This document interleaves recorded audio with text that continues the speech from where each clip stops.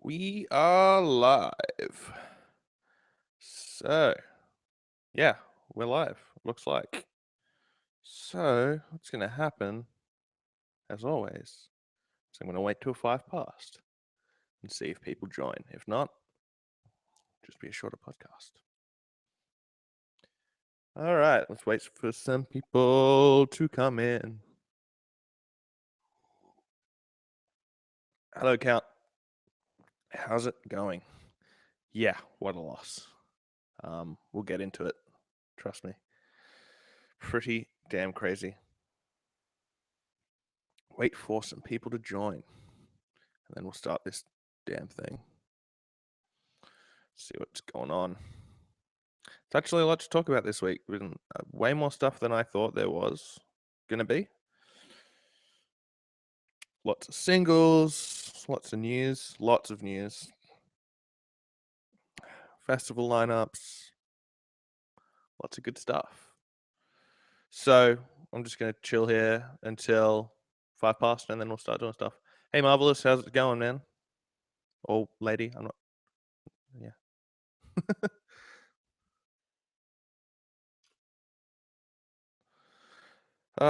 Yes. Let's talk about. I'm going to talk about that Linkin Park album again as well. Only because I need everybody possible to know not to listen to it.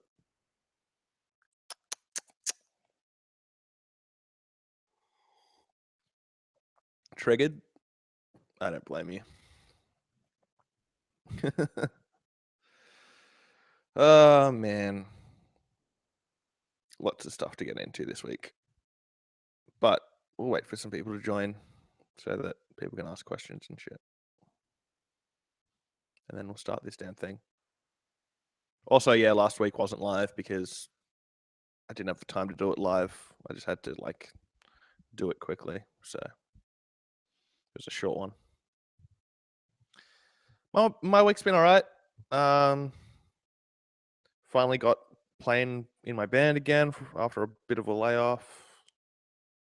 Listening to a good album and a bad album. And going back to uni again. So it was an all right week.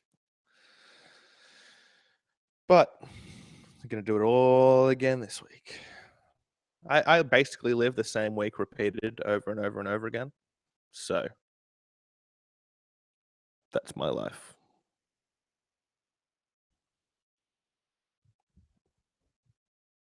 How was your guys' week?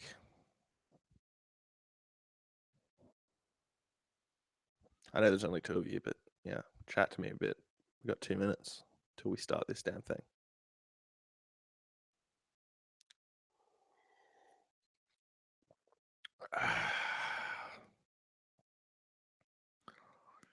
Whew. Good stuff. I did watch some good movies yesterday, though. Like, I finally had a Saturday off because usually I'm just reviewing all Saturdays. I watched some good movies. Watched that movie, Get Out. Other than the stuff about how all white people hate black people, it was a good movie other than that. But yeah, that was good. I watched Fist Fight, which was moderately funny. Started in I guess 30 seconds.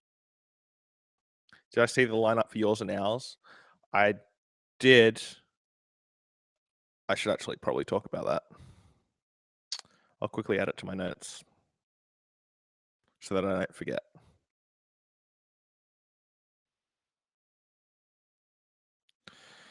Yours and ours festival. Let me just get the lineup up on my phone. And then we'll start. Man, how did I not think about doing that?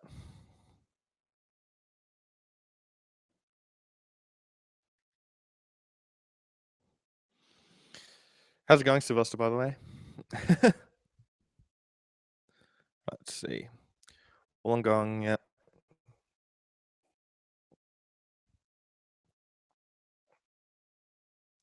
Pre-release is already sold out. That's pretty crazy.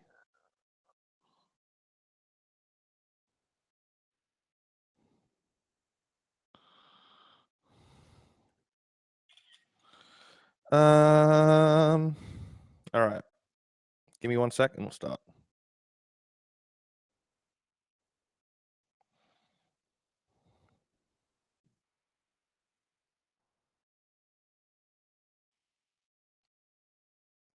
Cool. All right, let's get into this damn thing.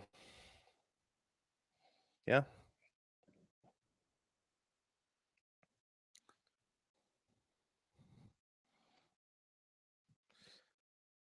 So, hello everyone, and welcome back to the Let's Talk podcast. My name is Christian. I am the lead guitarist and main songwriter in the progressive rock band Substance and the sole member of the emo punk band Cross the Line. Thank you so much for listening once again. Thanks to everyone watching live on YouTube right now. Thanks for everyone listening later on both YouTube and iTunes. We've got a lot to talk about this week, so let's run through what we're going to talk about. First, we're going to talk about Chris Cornell, his life, and his unfortunate passing. We're going to run through the lineups for Rock Allegiance Festival in the US and Yours and Ours Festival in Australia. We're going to talk about some Black Veil Brides, Fall Out Boy, Tom DeLonge, Neck Deep, and Story of the Year news. We're going to run down the new singles from Muse, SIlverstein, Rise Against, and a little bit of All Time Low, and then just go through an overview of the album reviews that I did this week of Linkin Park and Blink 182. So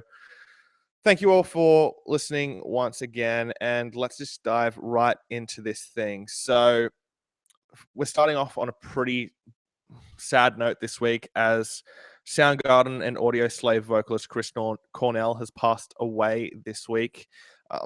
I actually remember where I was when I heard the news. I mean, obviously I do because it was only a few days ago. I was actually at band practice. We were about to start playing and we all found out the news and we were really, really bummed out. Now, I'm going to be really honest right now and say that I was never a massive fan of any of Chris Cornell's bands or his solo work. I never really checked out his solo work, but I could never really quite get into the grunge scene, so I was never a massive fan of Soundgarden. I never really gave Audioslave a shot, but I can totally see the amount of influence he had on the rock world, both musically and as a frontman. He was one of the best vocalists on the planet, and we seem to be losing a lot of really, really great vocalists lately, which is really sad. But he was one of the only lead vocalists from that scene that broke out in the 90s to be alive today.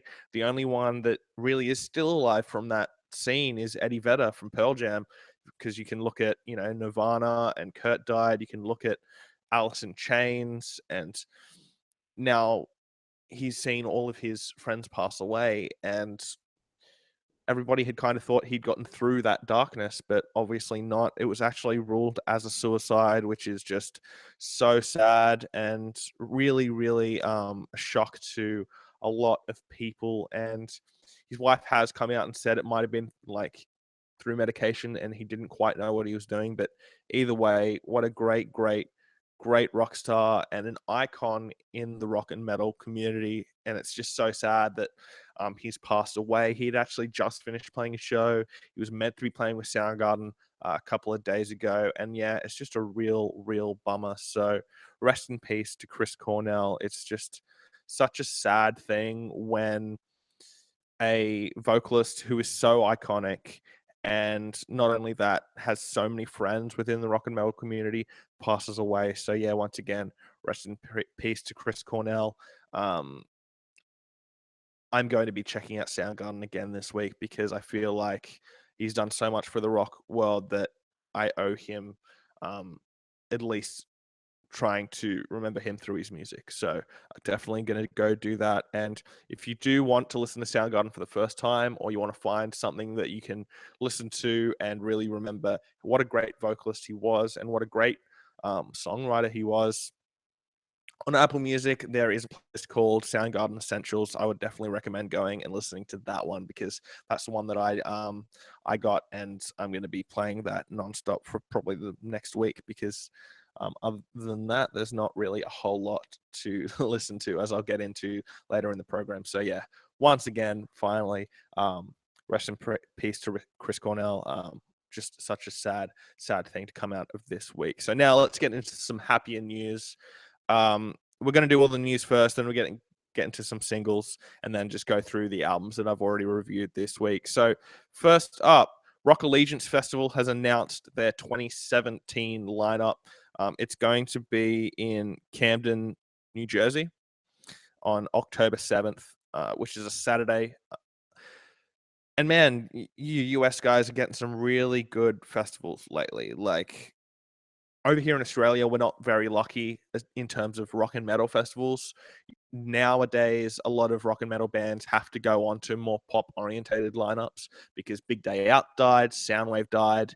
A whole bunch of festivals have died. The only one that's still really going is Unify, and it's in a different state, so I don't really get to go to that. So let's go through this lineup, and I'll tell you who my highlights are. So first, I'll go through the lineup, tell you everyone who's on it, and then I'll go through and tell you who I think you should be checking out. So the festival is going to be headlined by Rob Zombie and Five Finger Death Punch. There is also going to be Marilyn Manson, Hailstorm, Mastodon, Gojira, In This Moment, Steel Panther, August Burns Red, Beartooth, Starset, Radke, Bleaker, Bad Flower, DED, While She Sleeps, Black Map, Greta Van Fleet, He Is Legend, Biters, Them Evils. So, as you can see, it's a pretty small lineup right now, although it is just a one-day festival. And there's a lot to like on this lineup. There's a lot of old school stuff, but a lot of new bands coming through as well. So the highlights for me really are Five Finger Death Punch. I'm not a massive fan of their music, but they are one of the hardest working bands in rock and metal today. And it's so great to see them finally headlining a festival. So Five Finger Death Punch are definitely a band that if you're going to that festival, go and see them and support them so that they keep getting bigger, because they are a really good band who work really hard. Marilyn Manson is also on there. He's very hit and miss. I remember seeing him on the, I think it was 2011 Soundwave Festival, and he was abominable. He actually went on just before Slipknot, and people were throwing their shoes at him to get off the stage so that Slipknot could come on. However, I have heard good things about his new shows, so he's probably going to be a good act to go see. Mastodon are in a knife fight for my album of the year, so they are definitely the highlight of that entire festival. Everybody should be going to see them and giving them their support and making sure that they just continue to get bigger and bigger and bigger, because they deserve it. Then we've got Gojira, who put in an album last year that was in my top 20, and an absolutely brilliant band that you should definitely be going and seeing. In This Moment, don't go see. Let them play in front of 0 people so that they stop getting popular. Steel Panther are always a lot of fun at a festival, so go see them. Beartooth are a really great live band now. I know at first they weren't that great because Caleb was having some troubles with his live performance, but he's gotten really, really good now and can actually sing pretty damn well live. So that'd be another highlight. Let's see who else is on here. And While She Sleeps have put in one of the better metalcore records of the last few years. So they're a great band from the UK that you should be going and checking out. If you haven't listened to them before, their new record is really great. And if you want just one song to go and listen to get into While She Sleeps, go and listen to Silence Speaks. It features Ollie from Bring Me the Horizon. Let's see what you guys have got to say about this lineup. Sylvester says, why are In This Moment always so high up on festival lineups? They're terrible. That's a really, really good question, because they remind me a lot of The Pretty Reckless.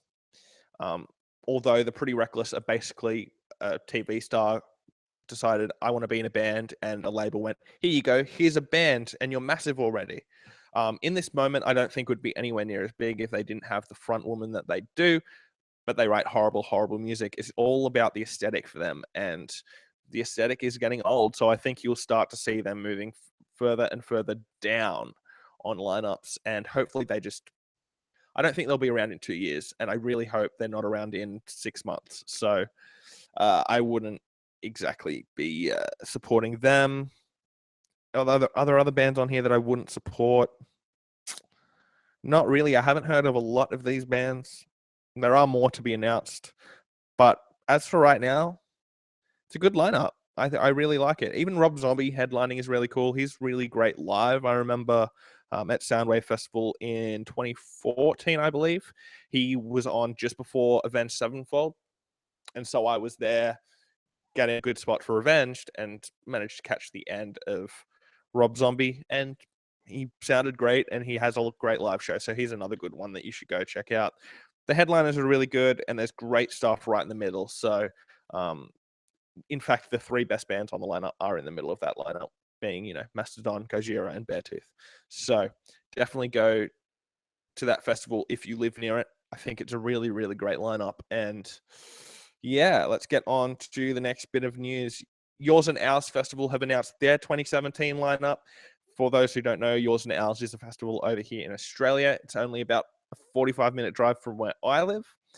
And it's not really known for having rock bands on there, but before I started the podcast, somebody asked me to talk about it, so I'm going to talk about it. So let's go through this lineup. I'm just going to read out the whole lineup, and then I'll talk about some of the highlights. And for me, there's not a lot of highlights, but there are some good ones. So it's going to be headlined by At the Drive-In and the Presets. And then in alphabetical order, here is the rest of the lineup. AB Original, Alex Leahy, Ali Barter, All Day, Andrew Jackson Jihad, Bad Dreams, Beck Sandridge, Cash Savage and the Last Drinks, City Calm Down, Confidence Man, Cosmos Midnight, Crooked Colors, Donny Bennett Show Band, Dune Rats, Electric Wire Hustle, Ghost Wave, Gold Class, Holy Holy, Horror My Friend, Illy, Ivan Ooze, The Butcherettes, Major Leagues, Montaigne, Moonbase, Northeast Party House, North Lane, The Preachers, Ruby Fields, Sapphire, Some Sociable, Sorority Noise, Tease, The Orwells, The Pinheads, Totally Unicorn, and Trophy Eyes. So, not a lot of bands on there that I've heard of. There are some bands on there that I have heard of course, but a lot of them are. There's a radio station over here called Triple J, and they basically decide who gets big and who doesn't. A lot of these bands are Triple J bands. So let's go through who I think you should be checking out on this lineup. I don't think you should be checking out At the Drive-In. They are not the same band that they were when they were one of the greatest bands on the planet. Their new record is horrific, and live, they've only gotten worse and worse since they've come back. The headliner that you should be seeing is the Presets. They are an electronic band, but they are really, really great live. Great stuff. A really good vocalist, massive songs, and just a lot of fun to see live. Great light show, all that good stuff. Let's see who else is on this lineup that you should be checking out. Dune Rats, their first EPs are really, really good. Their new record isn't, but they've got some great punk rock anthems from their EPs. So they're a lot of fun live. I've seen them live. They're a lot of fun. They always get massively high before they go on stage. But yeah, they're a good band to see, and especially at a festival, because they're just going to play the hits. Let's see who else is on here. Because there's not a lot of choice, I would say go see North Lane. There's a couple of good songs on that new record, but overall it's a pretty average record. But just to see their old songs live, that's always a good thing. Their new vocalist, Marcus, isn't the greatest live. He's really, really good for like the first 4 or 5 songs, and then his voice just deteriorates. However, in a festival, they're only going to play 5 or 6 songs. So in a festival situation, I think they'd be really, really good. Sorority Noise are also playing on this lineup, and I haven't checked out their new record yet. I think I'm going to check it out this week, but a great band. So definitely go and see them. And then the only other band on this lineup that I'd really bother checking out is Trophy Eyes. They're not a good live band, but their new record is really, really good. So maybe their vocalist will have a good day and it will be good live. But if not, there's not a lot to do at that festival, in my opinion. So worth going and checking them out. Hey, Robert, how's it going? So if anybody has anything to say about that lineup, hit me up right now. As I said, there's not a lot of bands on there that I've ever listened to, or 50% of it I've never heard of these bands. So not something that I'm really busting to go to. But the pre-release tickets have already sold out. I'm sure it'll sell out pretty quickly, because Triple J is a massive radio station over here. They decide who's big, and there's a lot of those kind of bands on there. Marvelous says, At the Drive-In's new album was super boring. Yeah, it was super boring. It was just super bad. It was basically Steve from That's Not Metal put it perfectly when he said it sounds so disingenuous. It sounds like At the Drive-In trying to sound like At the Drive-In rather than just write great songs. Sylvester says, I'm glad Sorority Noise are doing sideshows since I live in Queensland. Yeah, that's really good. If who did I say is going to be good? There's no bands on here that I'd be like busting to go see, but Sorority Noise would probably be at the top of that list for me.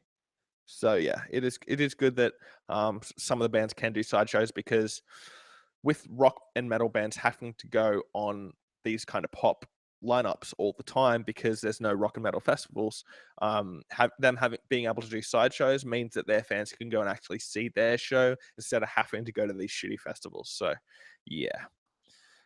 Marvel says That's Not Metal hit it on the head with every review.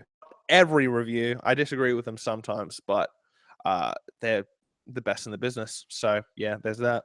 All right, let's move on. Let's have a drink first. One more thing. Rybread says, I feel like because two members of At the Drive-In have done so many different projects together that affects their sound on each project. I just think that because I think it was the drummer who left before they even started recording. There's just a whole bunch that went wrong before the album even started, and just didn't work. So, all right, let's move on. So Black Veil Brides have done an interview this week and said their new record is looking to be released in September. So this will be the follow-up to their record 4, which was the follow-up to their record Wretched and Divine, and they are back working with John Feldmann. I know I've talked about this record a lot without there being any music or any semblance of any news on the release date, but I'm just super excited for this record. For those of you who don't know, I am a big fan of Black Veil Brides. I thought their last record was their weakest in a bit. I feel like their first record's great. The second record was all right. Wretched and Divine is a masterpiece, and then 4 was all right. So I feel like they do this like good, great, all right, great, all right. So I'm hoping this next one's going to be great. And the fact that they're back with John Feldmann bodes well for that, because he did a great job on Wretched and Divine. I'm not usually a massive fan of John Feldmann's production style, but on Wretched and Divine, he absolutely nailed it. So let's hope we are getting new Black Veil Brides music soon. I really want a new single to come out very soon, and if the album's out in September, then I'm really excited. Moving on from that, Fall Out Boy have performed on The Tonight Show playing their new song Young and Menace. Now, I don't usually talk about live TV performances because they're just live TV performances, but there was a lot of interest going into this one because it's not a good song, and there's not exactly a lot of live things within it. So this performance made this song so much worse than I thought it would be. Just absolutely awful. And it was basically Patrick yelling into a microphone with a pitch pedal on it. And it sounded horrible. And they embarrassed themselves. They really, really did. But then I checked the comments and everyone was like, oh my God, he did so great. I'm like, what are you listening to? The song is awful. And they performed it horribly. Like, it sounded even worse than it did on the recording, which I didn't think was possible. This just doesn't bode well for Fall Out Boy. And I feel like here's the thing, and I've been wanting to say this for a little while, and I don't want to put the blame on everyone for how Fall Out Boy are now. However, I know that this new direction is due to the fact that people supported what they were doing on American Beauty, American Psycho. And they just, as soon as they started going pop, they started getting bigger and bigger and bigger. So they thought, oh, why would we do our old stuff? We're getting bigger doing this new pop direction. We're playing bigger venues than we've ever played. We're selling more records than we've ever sold. Why the heck? Like, this must be the right direction. Let's just do more of the pop.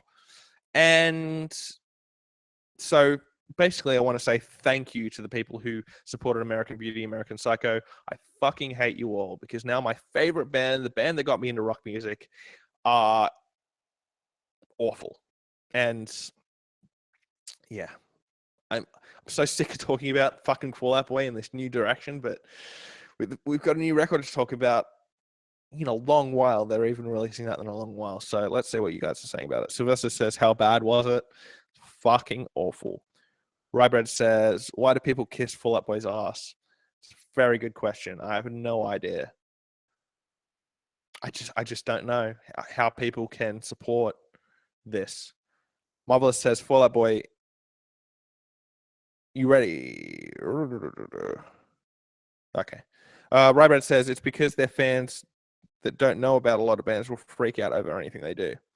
Yeah, and there's a lot of people out there, like, luckily with my Linkin Park review this week, there haven't been a lot of people going, you're not a true fan unless you like everything that they do, but there are some comments like that. But there's just these people that believe that unless you like every single thing that they do, you can't be a fan of that band, which is absolutely ridiculous. I'm happy to say I'm a Fall Out Boy fan, but I'm also like, part of being a fan is calling out a band when they're doing bad things.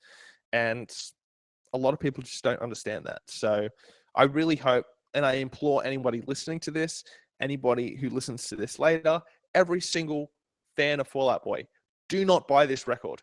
Do not go to their shows because it's been 3 records of this now, and they need to know that we're not on board.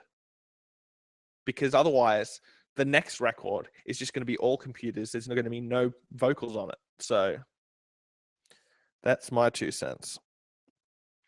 Let's move on. Oh my God. What a fucking pain in the ass. All right. So Tom DeLonge has announced that he is heading back into the studio this week, which is really, really exciting. Now, this could either be for Angels and Airwaves or it could be for Boxcar Racer. Tom did put out an Instagram post today saying that Angels and Airwaves music is coming soon. So it's probably pretty safe to assume that it's for Angels and Airwaves. However, you never know with Tom DeLonge because he's a nutcase. But I'm really excited for this. The last full-length Angels and Airwaves record was absolutely spectacular. I think his songwriting is so great outside of Blink. I'm happy with Blink being who they are now with Matt Skiba on vocals, and I'm happy with Tom just doing what he wants to do in Angels and Airwaves, and it's just seemed to have worked out perfectly for both parties. And I'm just really excited for an Angels and Airwaves record. I am also kind of excited for a Boxcar Racer record.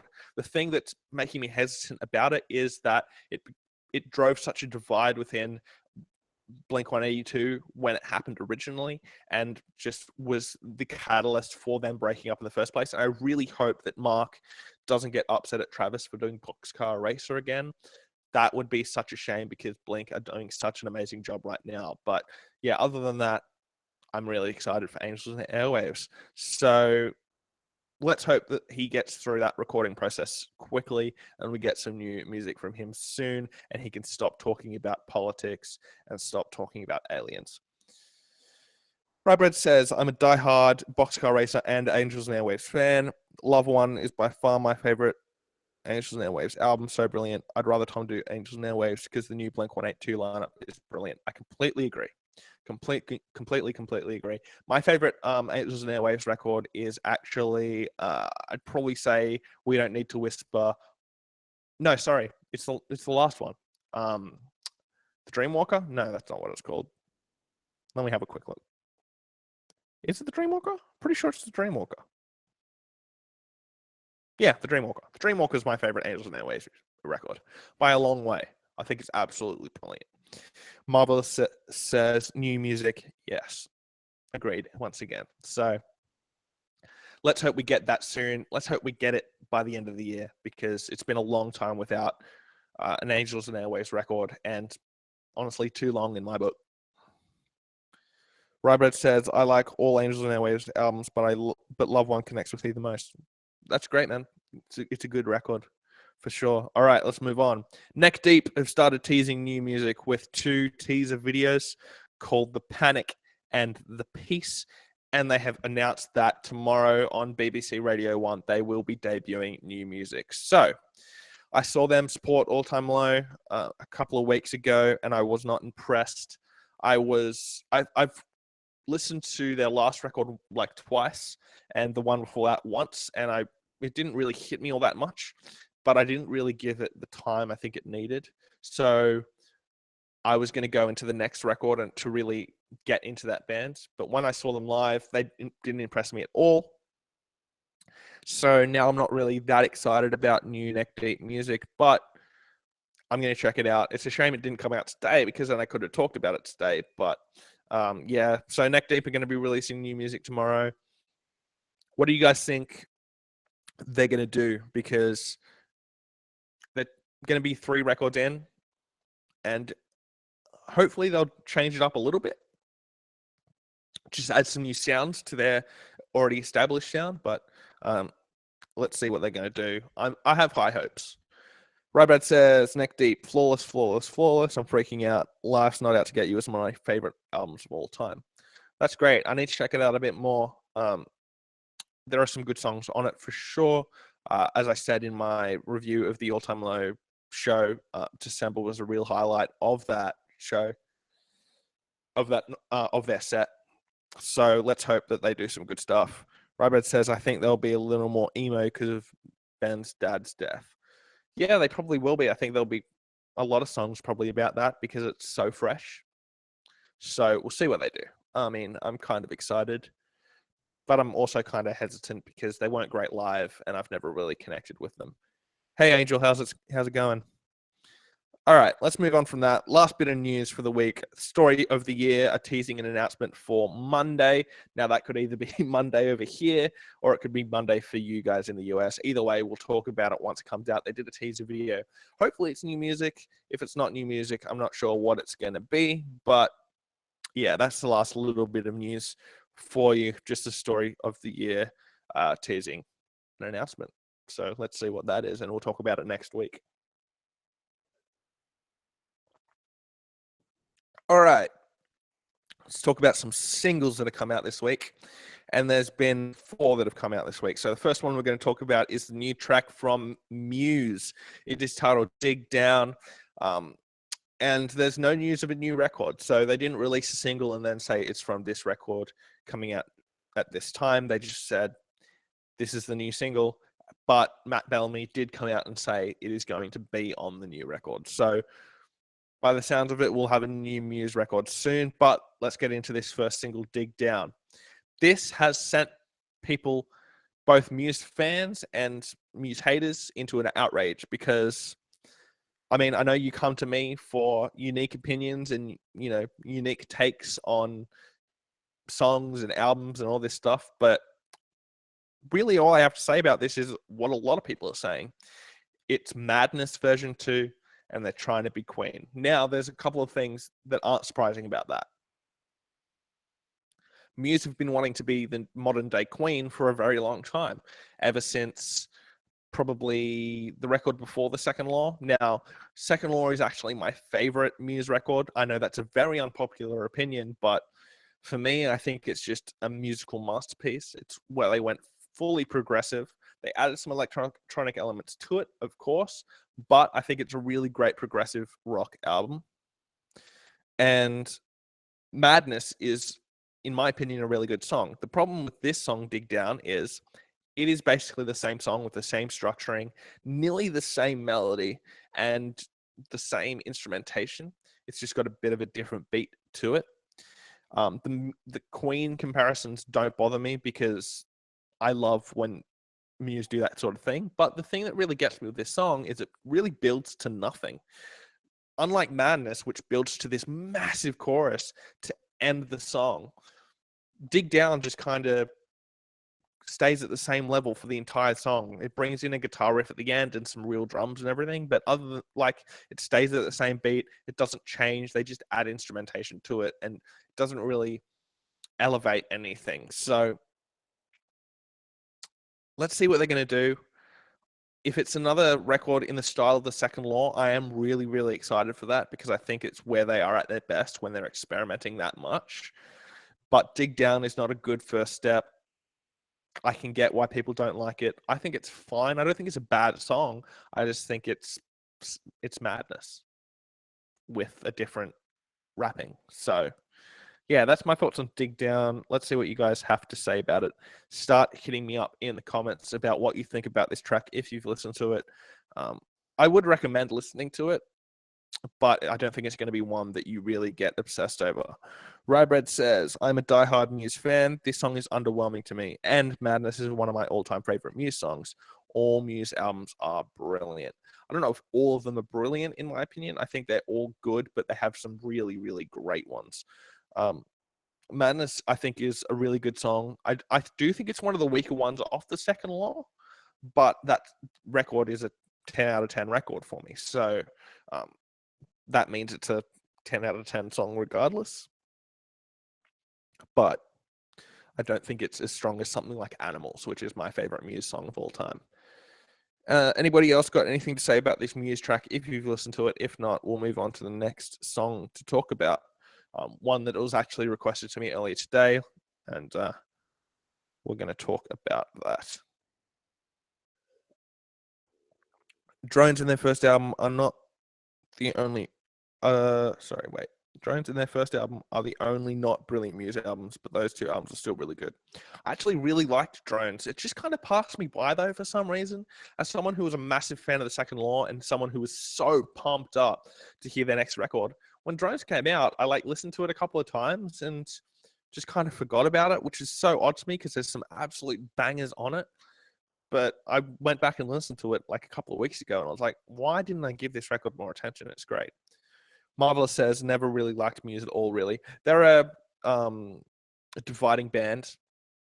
I think I think Matt Bellamy's voice is really the thing that divides people because he does some weird things with it. But yeah, if you were to give them a second chance, I'd say check out the Second Law. Sylvester says Drones is quite good, to be honest. Yeah, me too. I think it's great. Rabbit says, I really love Drones. Like, it's amazing, but I'm not huge on the lyrics. I haven't listened to it enough to really delve into the lyrics, but I'm definitely going to do that. Yeah. All right, let's move on. So, SIlverstein have released a new single yesterday. It is titled Dead... Sorry, I'm going to start that again. SIlverstein have released a new single titled Retrograde. It came out yesterday, and it's going to be from their new record titled Dead Reflection that's going to be out on July 14th. Now, SIlverstein have never been a band that I've been able to get into all that much.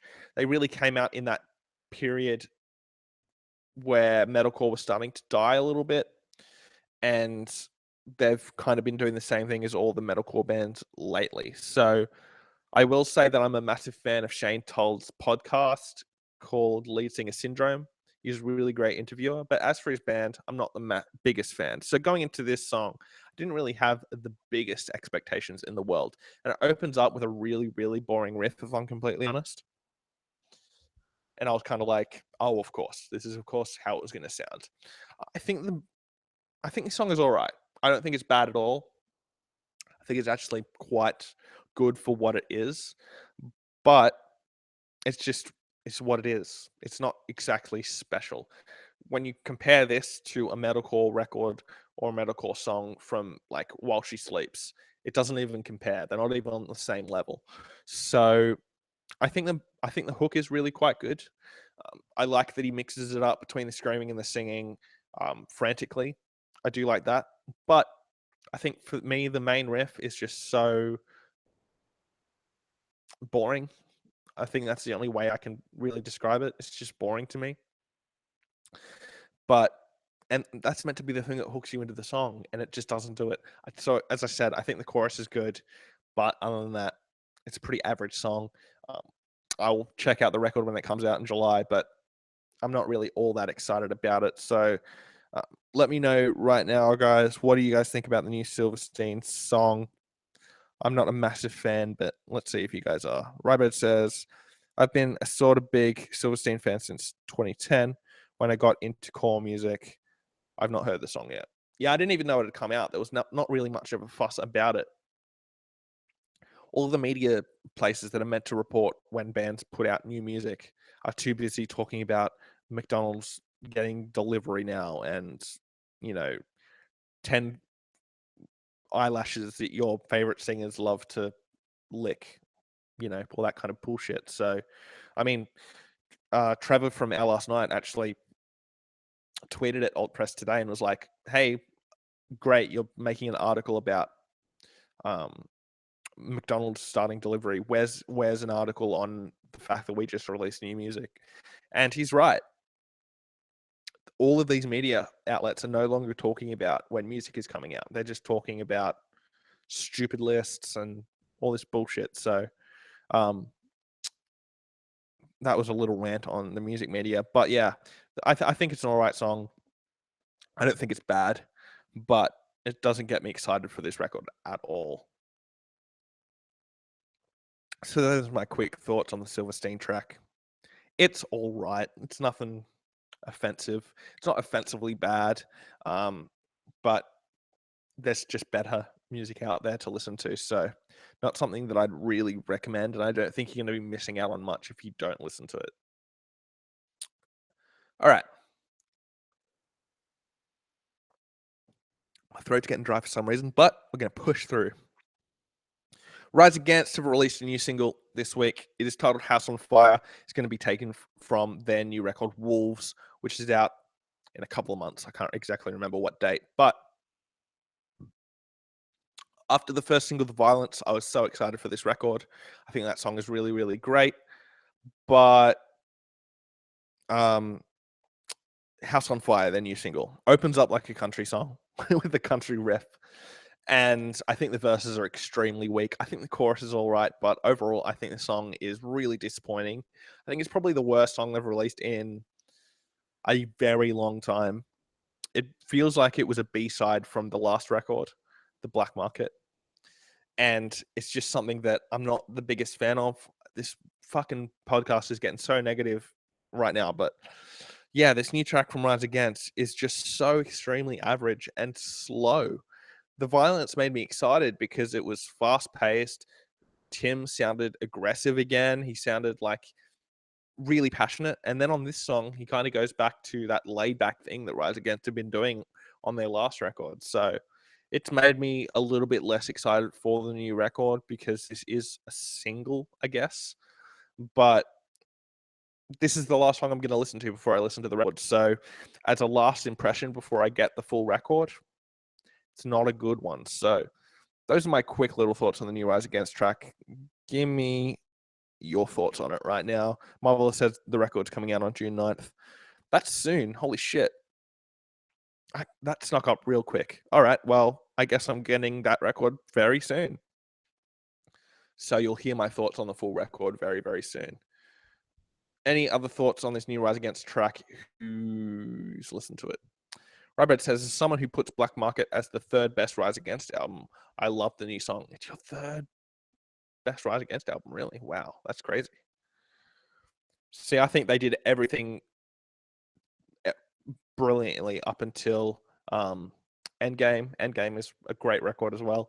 And then I thought the Black Market was a step down. I don't think it's bad at all. I think it's good. But I think it was a step down from everything they'd done before that. But that's just my opinion.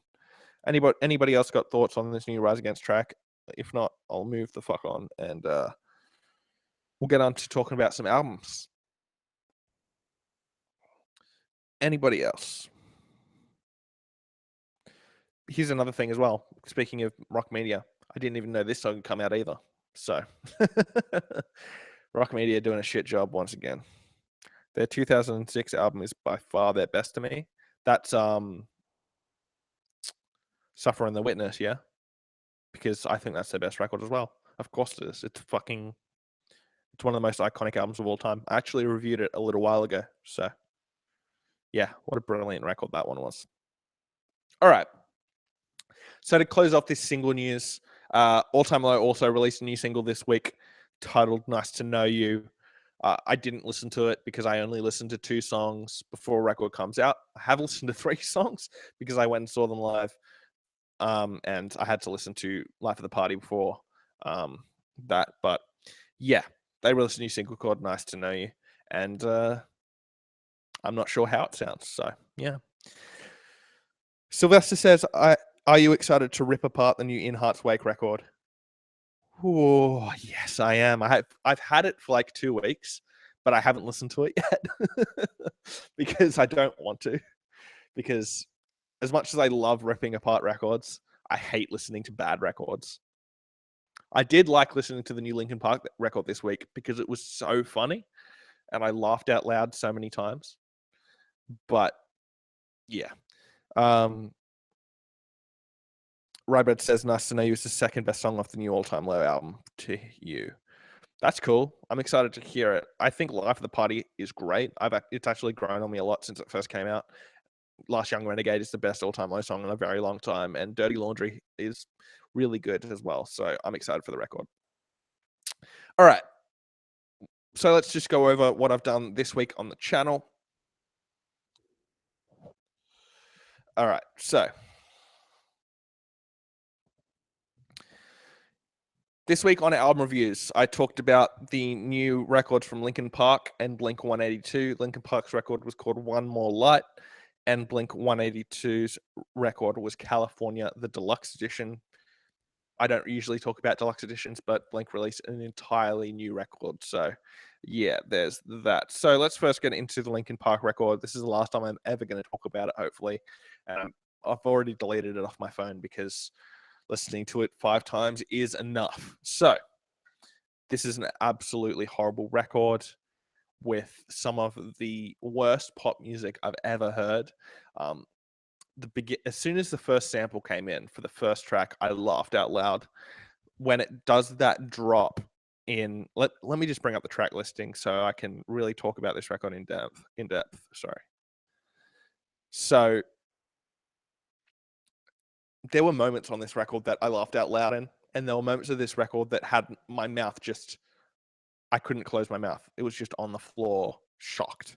So like one of those moments was Sorry for Now, when it was like a nice piano ballad kind of song with Mike singing, and then it drops into this chipmunk voiced breakdown that you'll hear from the Chainsmokers, and I was just in shock. I couldn't shut my mouth. I was just stunned at how horrible it was. Nobody Can Save Me is absolutely awful. Good Goodbye is one of the laziest written songs I've ever heard. It's just hook, rapped verse, hook, rapped verse, hook, rapped verse, hook. The same 2 sections repeated over and over again. An awful song. Absolutely horrible. What else is horrible on this record other than all of it? Sharp edges. Then putting in a country song at the end of this record that is awful. Got some of the worst vocals I've ever heard Chester sing. And this record is full of horrible Chester performances. Man, I've just talked about this record so much. I got pretty very close to drunk before I recorded that review, and it made it just so much more fun to do. But yeah, it's just so awful. I mean, I don't know what else you could say about it. I've already talked about how bad Battle Symphony is and Heavy, how bad that song is. One More Light is an all right track. Like, it just sounds so good compared to the rest of the songs on that record. But my God, what an absolutely awful record. So let me know what you guys think about this record. Just start hitting me up with comments. While I'm talking about them, actually, just as a reminder, so that we can keep up with all this good stuff and there's no dead air, when I start talking about something, just start writing like your own thoughts on it. That'd be great. Robert says the new Linkin Park album made me cry from how bad it was. And they were the 4th band I ever got into. That sucks, man. That sucks to hear. They're a great band. Well, they were a great band. The last 2 records have not been good, in my opinion. I thought The Hunting Party had some good songs on it. I was actually talking about this to a friend the other day. I thought Rebellion was a great song. I thought All for Nothing was a great song. Really, other than that, I thought the rest of the songs were all right. But like, the first 2 records are great. 1,000 Songs is my favorite record from them. I think it's a masterpiece. But yeah, not a good album at all. Sylvester says Linkin Park were never good, to be honest. I know a lot of people who think that. Robert says, The Hunting Party is a masterpiece. I don't think so, unfortunately. I thought it was just them pandering to their old fans instead of actually putting effort into a record. Marvelous says Linkin Park's new album is awful. It's awful as a pop album. As an album, I don't even like their old sound. Yeah, it's just horrible songwriting. And that's the thing. A lot of people on my I've gotten way more positive comments on my review than I expected to. Thanks to everyone who's watched that as well. It's like already hit over 2,000 views, so that's awesome. But a lot of people have like ignored what I said and gone, you just don't like it because that went pop. When at the literal beginning of my review, I said, the sound isn't the problem. It's that the songwriting is bad and very lazy. It's, every performance sounds like it's had no effort put into it. It's just bad. Rybad says, I think their first 3 albums are a masterpiece. Hunting Party was a masterpiece. 1,000 Suns and Living Things were amazing, but have some flaws.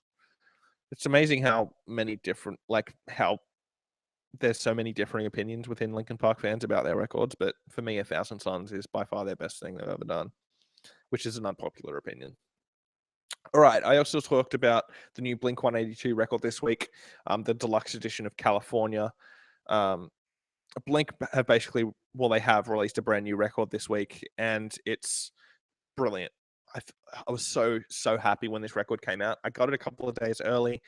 I got it before I got the Linkin Park ones, which was great. And I just have been listening to this thing nonstop ever since the day I got it. I think it's absolutely brilliant. Good Old Days is an absolute banger with one of the biggest choruses I've heard all year. Last Train Home is also one of the biggest choruses I've heard all year, as well as Bottom of the Ocean, which is a darker, more electronically based track, which just sounds massive. Travis is absolutely on fire all the way throughout the record. He does some great drumming all the way throughout and just shows why he's one of the best drummers in punk pop music. 6-8 is such a different song. I know it came out a few weeks before the actual record came out, but I didn't listen to it. And I didn't expect it to sound like it did. It sounds heavy as fuck. I heard a lot of people saying it's their weirdest song to date. I think they even said that. I don't really get it. I said that in my review. I don't really get why it's so weird. Is it just because it's in like a 6-8 time signature? Is that the only reason that people think it's weird? But yeah, other than that, like every single song is great. Long Lost Feeling is probably the weakest full song on it because I mean, Can't Get You More Pregnant is just makes me roll my eyes because they just need to stop with the joke songs because they're just shit. But yeah, a great record that is already in my top 10 of the year. I think it's like number 6, but a great record. Let's see what you guys have to say about it if you've listened to it, but if you haven't listened to it, absolutely go and check it out. Rybread says, oh my God, Blink are like the best band on the planet right now. Everything they touch right now turns to gold. Both California albums are masterpieces. They're not the best band on the planet right now. I think that probably goes to the Maine. The Maine are probably the best band on the planet right now, but the last 2 records from Blink have been incredible. I gave them both the same score. I was actually, when I listened to the deluxe edition for the first time, I was like, holy shit, this might be better than California. It's not. I still think California is better slightly, but this new record is no joke. It's fucking great. And Brad also agrees that Blink should stop making joke songs because they should. They're not funny anymore. You can't do joke songs about Can't Get You More Pregnant, when you're over 40. It's just not funny anymore. All right, so that's all I really have to talk about this week. This has been a really fun podcast to do. This went really long, which is great stuff. So this week, I'm going to be talking about the new record from In Heart's Wake titled Arc. Get excited because it's going to be basically me demolishing it for 10 minutes. But yeah, it's going to be great. Let's see. So if you guys have any questions for me right now, hit me up now. Just start asking me anything. It doesn't have to be about music. Just ask me whatever you want to ask me. I'm going to sit here for another 5 minutes, maybe 10 minutes, depending on how many questions you guys send me. And we'll start doing this damn thing, and I'll see you again next week. So Let's see what you guys are saying. Still talking about the Blink album. Marvelous says, great album. Yeah, of course. And Rybread says, the deluxe edition of California is my 4th favorite album of the year. Yeah, it's up there for me as well. I think my top 5 right now is the main Lovely Little Lonely, Creepers album. Then it's the Menzingers. Then it's Mastodon. Then it's John Mayer. And then it's the Blink record. Rybread says, why do I think After Laughter is amazing, brilliant pop album, but a disappointing Paramore album? Paramore are my favorite band. I don't know, man. That's so weird to me that you think it's amazing, brilliant pop album, but a disappointing Paramore album. I think you're just gonna have to accept that they're not the same band that they were, and as long as the songs are written well, it shouldn't matter about the style of the music. Marvelous says, the main bored me. I'm sorry. We can't be friends anymore. I'm sorry. I think that record makes me incredibly emotional. It's absolutely great. But hey, I respect your opinion. We can still be friends. Any questions, guys? I know there's only 3 of you in here right now, but oh no, 4 now. Any questions you guys have for me about anything? Sylvester says, I have a discussion topic for everyone. Bands that were great but are now shit. Well, we already talked about one of them today. That would be Fall Out Boy. They're a band that were great but are now shit. Escape the Fate were great, then they went shit, then they were great again on Ungrateful, and then they were shit again with Hate Me. What's another band that You Me at 6 were great for so long, and then their new record is absolutely awful. So that's another one. Who else? Let's see. Let me think off the top of my head. Linkin Park. I mean, we've already talked about them in this one as well. Of course, Linkin Park are now horrible. Rybread says, I Want to Hold Your Hand makes me cry every time. Do you like that song? What's I Want to Hold Your Hand? I feel like this is probably from something that I really, really should know. But yeah.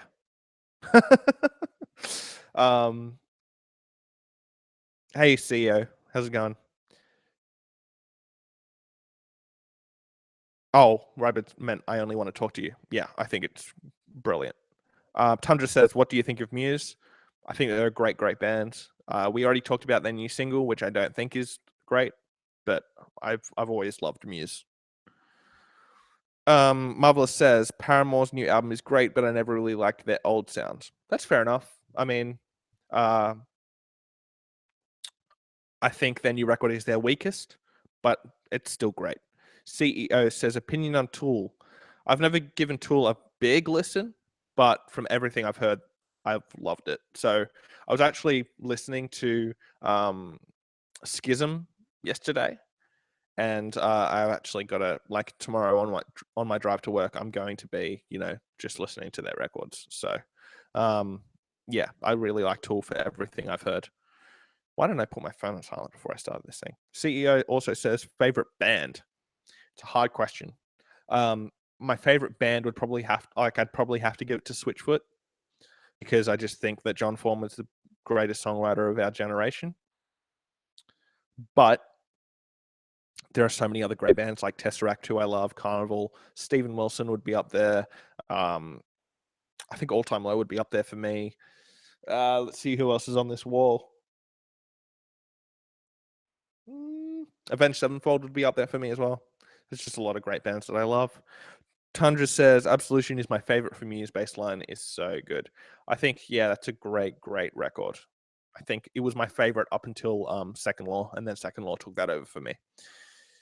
Rybert says, just to make sure you did talk about Chris Cornell already, right? Yeah, I talked about it. It was the first thing I talked about today. So after I finish this up, go back and check that out. But again, yeah, such a sad, sad thing to happen, and rest in peace to him once again. Robert says, I can't really choose a favorite band. It's so hard with so many brilliant bands. That's exactly right. But I think just due to what Switch would have done for me as a musician and all that kind of stuff, I'd have to give it to Switchfoot. CEO says, opinion on Rush. I've never listened to them, but I know Steven Wilson is a massive fan and takes a lot of inspiration. So I can only imagine me liking them a lot. So I think I'll check them out at some point soon. I just haven't had the opportunity to do it yet. Well, I shouldn't say the opportunity, just haven't had the urge to do it yet. Tundra says, have you heard the Contortionists? They're similar to Tesseract, atmospheric. I haven't checked them out. I've heard lots of good things. However, the thing I checked out one song a little while ago. The thing with me and progressive rock music is it takes a very special band for me to enjoy progressive music with screaming in it. The only one that's really done that for me lately is the new Periphery record, which I think is brilliant. But that one Contortionist song that I heard, I can't remember what the song was, but when the screaming came in, I was like, not a massive fan of screaming in progressive rock. Marvelous says, my life is revolving around music right now. My life has for 10 years now. Rabbit says, opinion on Weezer. I know you like the White Album. The White Album's the only album I've listened to really like in depth from Weezer, but I think they're good. I think they were great, took a dive, and then the White Album was them coming back to like the bell curve, more like the dip. So it's like half pipe. They were really great. Woo! Then they were really great again. For those on the podcast, you couldn't see me do that, but hey. All right. Any other questions, or I'll wrap this bad boy up. It's been a lot of fun to do this week. Yeah. Marvel says, opinion on bands nobody talks about but you love. Steven Wilson, I think, is the greatest working musician right now. Tesseract don't get anywhere near as much coverage as they should. Our Last Night never get any coverage unless it's a cover. Just, there's a lot of great bands out there.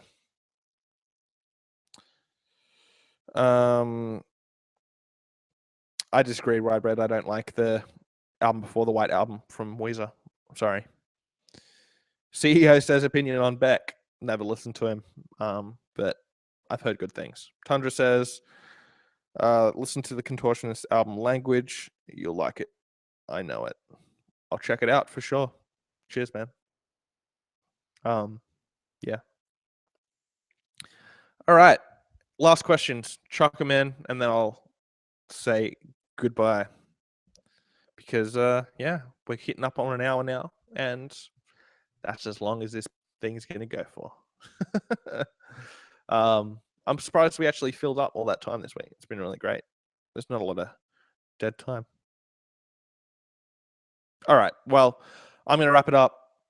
Thanks for you guys watching today. It's been a lot of fun. It's always great to do this and talk to you guys about everything going on in the world of rock and metal. This week, as I've already said, my reviews, there'll only be one review this week. It'll be from In Heart's Wake. It is titled Arc. I can't imagine it being good, but I'm going to listen to it today and we will see. So, yeah, make sure if you're on YouTube right now and you haven't already subscribed, hit subscribe. We're going to be doing this podcast every week, and I have album reviews out every single week. Yeah, it's been a good time. If you're on iTunes as well, please hit subscribe and leave a review. It always means a lot and helps me do things a little bit better. Last question from CEO for this week is my favorite album of all time. My favorite album of all time is Steven Wilson's album, The Raven That Refused to Sing, and Other Stories. That's all I've got for you guys today. Thanks so much for watching, and I will see you guys next time. Fresh Currents.